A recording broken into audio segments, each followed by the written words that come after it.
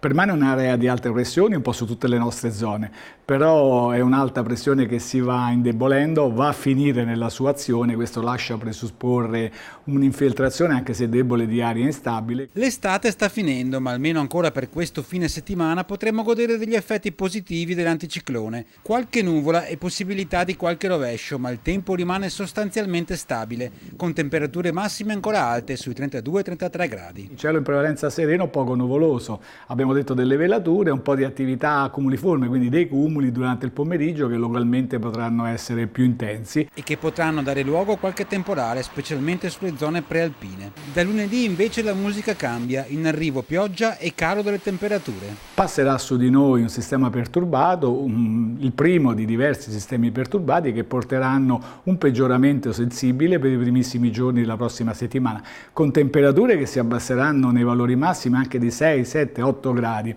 e con precipitazioni anche diffuse.